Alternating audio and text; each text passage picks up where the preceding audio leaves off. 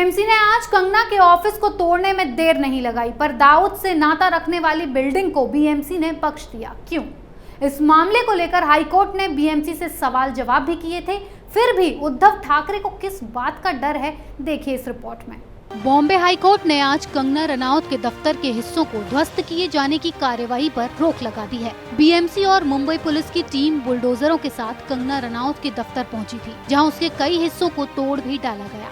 इसके बाद कंगना रनौत भी मुंबई पहुंची और अब जब बीएमसी पर कई सवाल उठ रहे हैं तो ये भी याद करना जरूरी है कि उसने भिंडी बाजार में आतंकी दाऊद इब्राहिम से इमारत को लेकर हाईकोर्ट से डांट सुनी थी। जून 2020 में बॉम्बे हाईकोर्ट ने बीएमसी और Maharashtra housing and area development authority को फटकार लगाते हुए पूछा कि उन्होंने भिंडी बाजार में स्थित टूटी फूटी इमारत को क्यों ध्वस्त नहीं किया। हाईकोर्ट ने तभी सवाल किया था कि मानसून आने पर अगर ये इमारत या इसका कोई हिस्सा गिरता है तो इससे जान माल की क्षति हो सकती है। उस इमारत का नाम है हाजी इस्माइल मुसाफिर खाना। उन इमारतों की मरम्मत और प्रबंधन का काम देखने वाली एसबीयूटी ने तब कोर्ट में बताया था कि वो उसमें रह रहे किराएदारों को कहीं और शिफ्ट करने पर विचार कर रहा है। अधिवक्ता फजल महमूद के जरिए इस इमारत में नीचे के फ्लोर पर रह रहे लोगों ने अर्जी दी थी कि इस इमारत को इसलिए ध्वस्त नहीं किया जा सकता क्योंकि एक तो इसके अंदर मस्जिद है और ऊपर से ये वक्फ की संपत्ति है। वहीं एमएचएडीए ने लॉकडाउन में कर्मचारियों की कमी का हवाला देकर इसे बाद में ध्वस्त करने की बात कही थी। अदालत ने कहा था कि अगर इस इमारत के भीतर मस्जिद है फिर भी जनता की सुरक्षा के लिए कार्यवाही करनी ही पड़ेगी। जज ने आश्चर्य जताया था कि बीएमसी और एमएचएडीए के पास पूरी ताकत होने के बावजूद इसे गिराया क्यों नहीं जा रहा। आपको बता दें कि मुसाफिर खाना बिल्डिंग को अंडरवर्ल्ड आतंकी दाऊद इब्राहिम के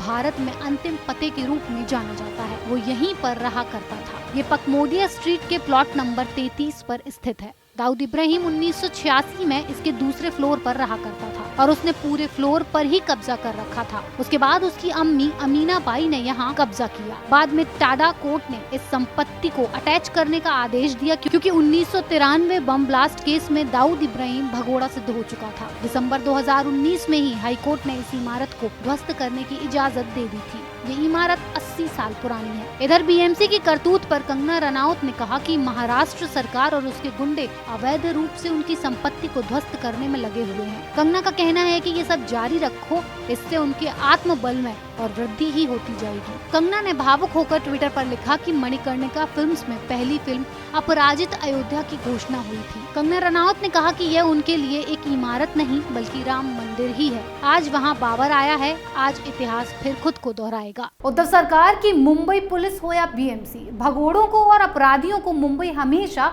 संरक्षण देती आई है, चाहे फिर वो मामला रिया का हो या दाऊद का। कंगना और सुशांत जैसे लोगों को अपने हक के लिए लड़ना पड़ता है। उद्धव सरकार अपनी इन करतूतों के चलते कब तक खैर मनाएगी, ये मोदी सरकार जल्द बताएगी। अगर आपको हमारा वीडियो पसंद आया हो तो इसे लाइक करें, हमारे चैनल को सब्सक्राइब करें और हाँ, बेल आइकन दबाना ना भूलें ताकि आप तक हमारे वीडियो की नोटिफिकेशन पहुंचती रहे।